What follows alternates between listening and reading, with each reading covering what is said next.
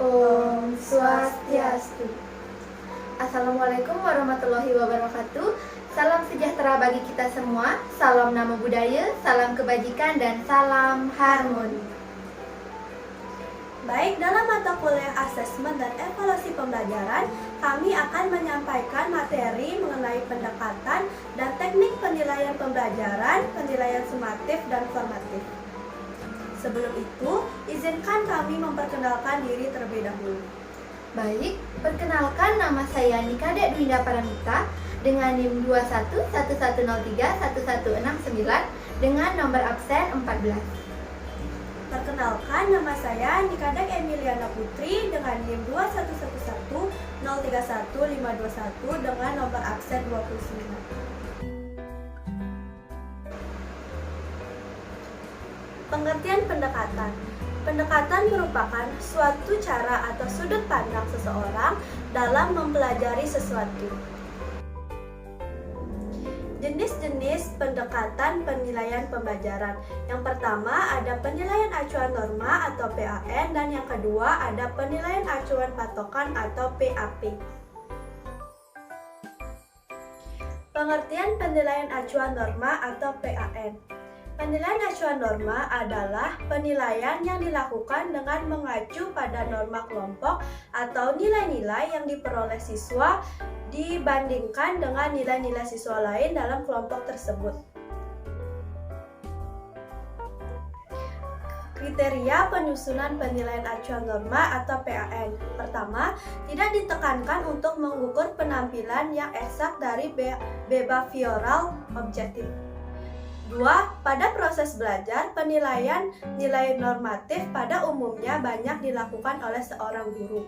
3. Penekanan dalam penilaian untuk proses belajar, seseorang mengacu pada ketentuan atau norma yang berlaku di sekolah. 4. Seorang guru dapat menggunakan acuan normatif nasional. Ciri-ciri penilaian acuan normatif atau PAN. 1. Tidak diberlakukan untuk menentukan kelulusan seseorang. 2. Berfungsi untuk memetakan perbandingan antar mahasiswa ketika menggarisbawahi perbedaan prestasi antar mahasiswa. 4. Hanya mengandalkan nilai tunggal dan perangkat tunggal.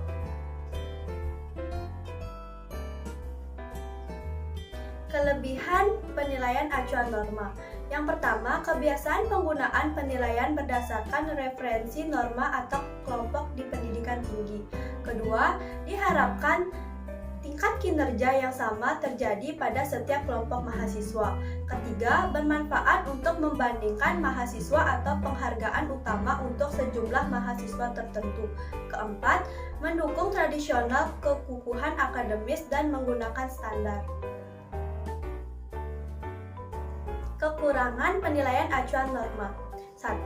Sedikit menyebutkan kompetensi mahasiswa, apa yang mereka ketahui atau dapat mereka lakukan. 2. Tidak fair karena peringkat mahasiswa tidak hanya bergantung pada tingkatan prestasi, tetapi juga atas prestasi mahasiswa lain. 3. Tidak dapat diandalkan mahasiswa yang gagal sekarang mungkin dapat lulus tahun berikutnya.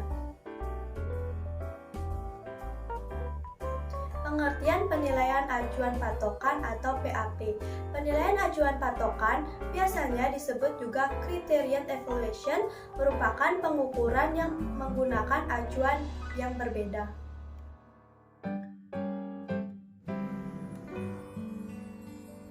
Kelebihan penilaian acuan patokan. Yang pertama, dalam menggunakan penilaian acuan patokan ini, guru dapat mengetahui beberapa orang siswa yang tingkat penguasaannya tinggi, sedang maupun rendah. Kedua, penilaian acuan patokan biasanya disebut juga criterion evaluation, merupakan pengukuran yang menggunakan acuan yang berbeda. Ketiga, dalam pengukuran ini siswa dikomparasikan dengan kriteria yang telah ditentukan terlebih dahulu dalam tujuan instruksional. Keempat, dengan penilaian acuan patokan, setiap individu dapat diketahui apa yang telah dan belum dikuasainya. Kelima, guru dan setiap peserta didik atau siswa mendapat manfaat dari adanya penilaian acuan patokan. Keenam, melalui penilaian acuan patokan berkembang upaya untuk meningkatkan kualitas pembelajaran dengan melaksanakan tes awal atau pretest dan tes akhir atau post-test. Ketujuh, penilaian acuan patokan dapat digunakan untuk menghindari hal-hal yang tidak diinginkan. Kedelapan, pendekatan acuan patokan atau PAP diharapkan peserta didik menguasai semua tujuan yang telah dibelajarkan.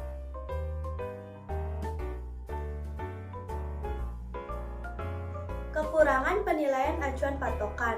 Yang pertama, penilaian acuan patokan ini tidak dibenarkan untuk digunakan dalam pengolahan atau penentuan nilai hasil tes sumatif, seperti pada ulangan umum dalam rangka mengisi rapor, pada ujian akhir dalam rangka mengisi nilai ijazah maupun penentuan kelulusan. Dengan penerapan penilaian patokan dalam tes sumatif biasanya menyebabkan sebagian besar siswa dinyatakan tidak naik kelas. Kedua, apabila butir-butir soal yang dikeluarkan terlalu sukar, maka siswa betapapun pandainya akan memperoleh nilai-nilai rendah. Yang ketiga, sedangkan jika butir-butir soal terlalu yang rendah, maka siswa betapapun bodohnya akan memperoleh nilai-nilai yang tinggi. Persamaan penilaian acuan norma dan penilaian acuan patokan. Yang pertama, sama-sama memerlukan adanya tujuan evaluasi spesifik sebagai penentu fokus item yang diperlukan. Kedua, pengukuran memerlukan sampel yang relevan digunakan sebagai subjek yang hendak dijadikan sasaran evaluasi. Ketiga, untuk mendapatkan informasi yang diinginkan tentang siswa.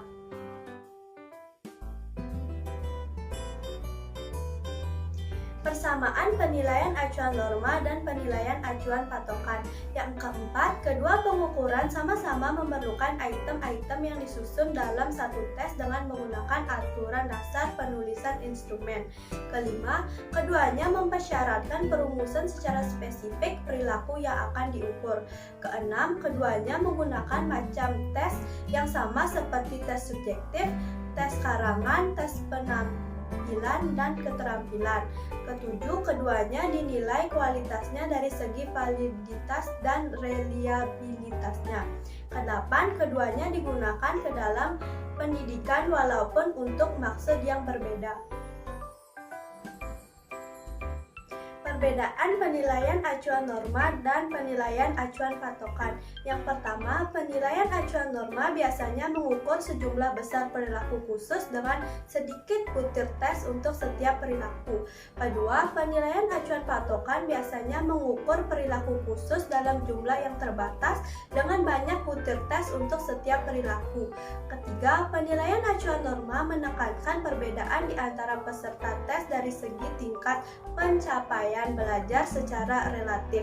Keempat, penilaian acuan patokan menekankan penjelasan tentang apa perilaku yang dapat dan yang tidak dapat dilakukan oleh setiap peserta tes.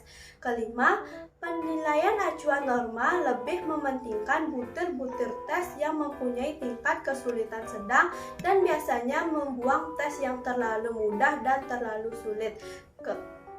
6. Penilaian acuan patokan mementingkan butir-butir tes yang relevan dengan perilaku yang akan diukur tanpa peduli dengan tingkat kesulitannya.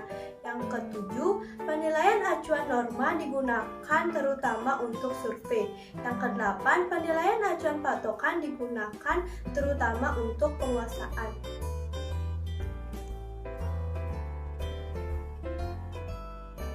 Pengertian teknik penilaian pembelajaran. Teknik penilaian merupakan cara atau model yang digunakan untuk memperoleh data yang diperoleh dari siswa yang dilakukan oleh pendidik.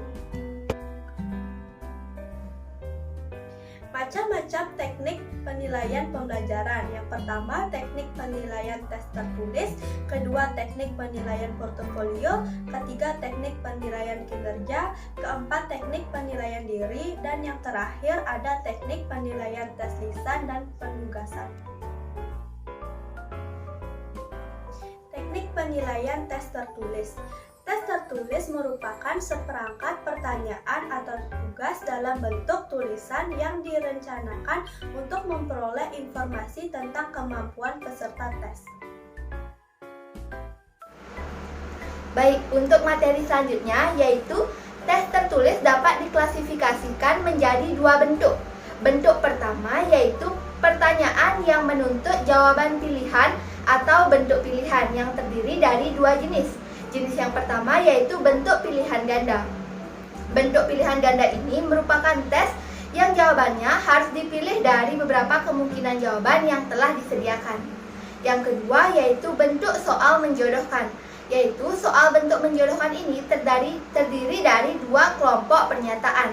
Yaitu kelompok pertama ditulis sebelah kiri yaitu berupa stimulus, dan kelompok kedua ditulis di sebelah kanan yaitu berupa respon. Adapun bentuk kedua yaitu jawaban uraian atau bentuk uraian yang terdiri juga dari dua jenis. Yang pertama yaitu soal uraian bentuk jawaban singkat. Soal yang jawabannya berupa kata, kalimat pendek, dan frase terhadap suatu pernyataan. Jenis yang kedua yaitu soal uraian bentuk isian. Yaitu soal isian adalah soal yang menuntut peserta tes untuk memberikan jawaban singkat berupa kata, frase, angka, dan juga simbol. Selanjutnya yaitu teknik penilaian portofolio. Jadi penilaian portofolio ini merupakan penilaian berkelanjutan yang didasarkan pada kumpulan informasi yang menunjukkan perkembangan kemampuan siswa dalam satu periode tertentu. Jadi portofolio dapat dibedakan menjadi tiga bentuk, yaitu bentuk yang pertama ada portofolio kerja. Jadi portofolio ini merupakan usaha yang dilakukan seorang siswa atau usaha bersama dari sekelompok siswa. Yang kedua yaitu ada portofolio dokumentasi. Tidak seperti portofolio kerja yang pengumpulannya dilakukan dari hari ke hari, portofolio dokumentasi ini adalah kumpulan hasil kerja siswa yang akan diajukan dalam penilaian. Yang ketiga yaitu portofolio penampilan. Jadi portofolio penampilan ini hanya berisi pekerjaan siswa yang sudah selesai. Portofolio penampilan tidak mencangkup proses pekerjaan, perbaikan, dan penyempurnaan pekerjaan siswa. Selanjutnya yaitu teknik penilaian kinerja. Jadi penilaian kinerja adalah suatu penilaian yang meminta siswa untuk mendemonstrasikan tugas tertentu guna mengaplikasikan pengetahuan dan keterampilan yang dimilikinya. Tugas yang dimaksud biasanya terkait dengan praktek pada kehidupan sehari-hari. Selanjutnya yaitu teknik penilaian diri. Jadi penilaian diri adalah suatu teknik penilaian di mana siswa diminta untuk menilai dirinya sendiri berkaitan dengan proses dan tingkat pencapaian kompetensi yang diperolehnya dalam pelajaran tertentu. Selanjutnya yaitu teknik penilaian tes lisan dan penugasan. Jadi dalam penilaian, tes lisan dan penugasan biasanya digunakan untuk menggali aspek pengetahuan siswa. Yang pertama yaitu ada tes lisan. Tes lisan di sini adalah tes yang menuntut siswa untuk memberikan jawaban secara lisan. Dan yang kedua yaitu penugasan. Penugasan di sini adalah penilaian yang dilakukan oleh guru berupa pekerjaan rumah atau proyek yang harus diselesaikan oleh siswa. Materi selanjutnya yaitu penilaian sumatif. Pengertian penilaian sumatif yaitu penilaian sumatif merupakan penilaian yang ditunjukkan untuk mengetahui dan menentukan apakah peserta didik telah memperoleh tingkat kompetensi yang mumpuni atau sesuai dengan kemampuan yang diharapkan setelah mengikuti program pembelajaran.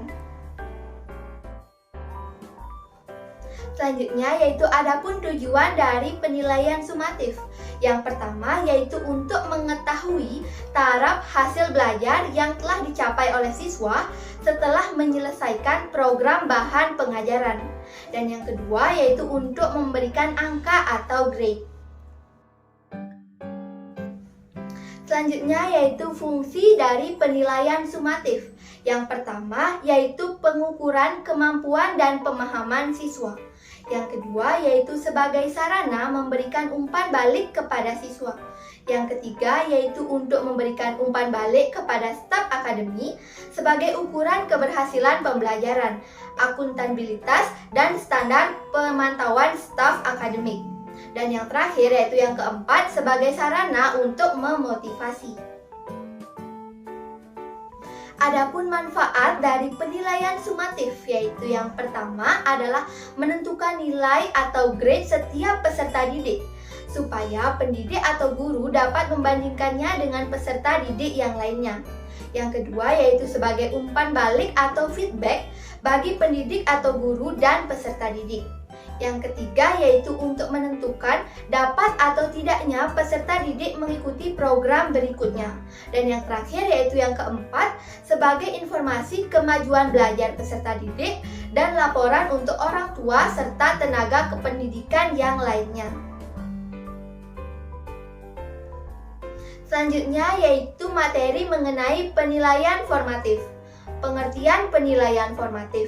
Penilaian formatif adalah suatu proses pengumpulan informasi atau bukti-bukti selama kegiatan pendidikan berlangsung, yaitu dengan maksud untuk menemukan dan mengenali kelemahan dan kekuatan peserta didik serta pelaksanaan kegiatan pembelajaran pada setiap satuan kegiatan.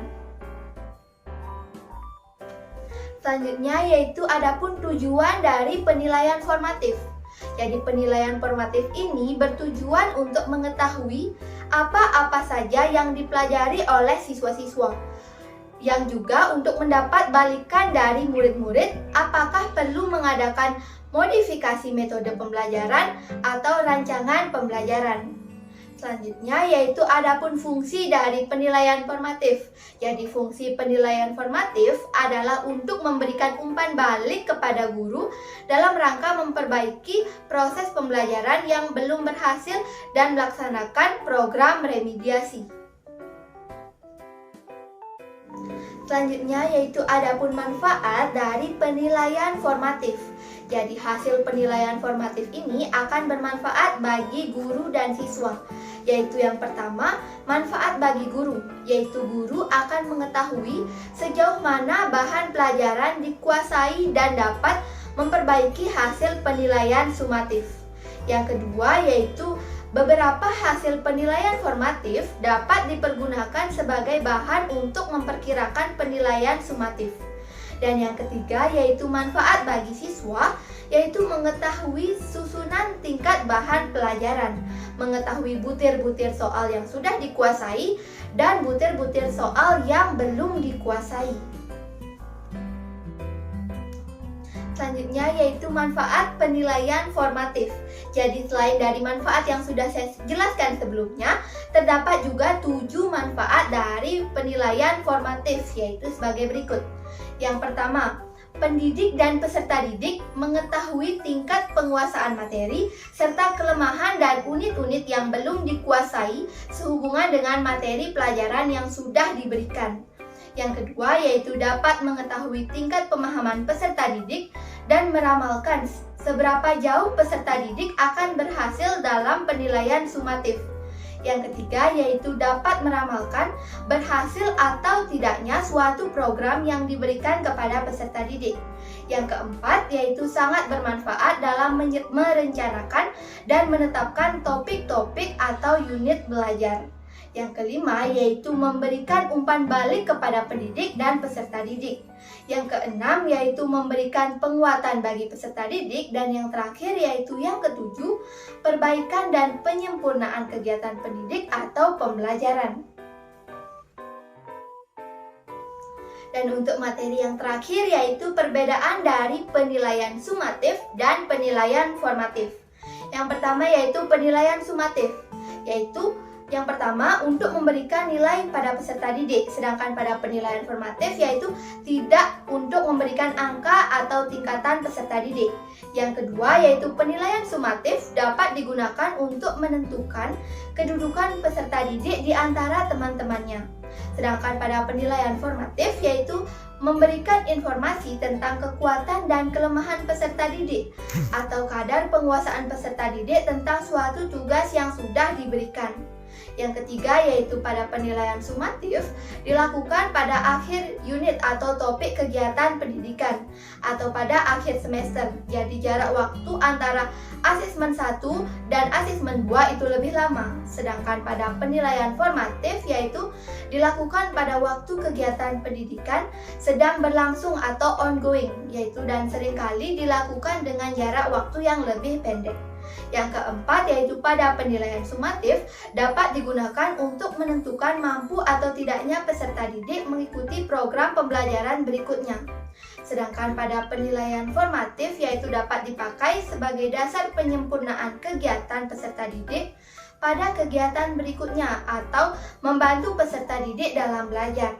Dan yang terakhir yaitu pada penilaian sumatif yaitu level generalisasi lebih luas, sedangkan pada penilaian formatif yaitu level generalisasinya yaitu lebih terbatas.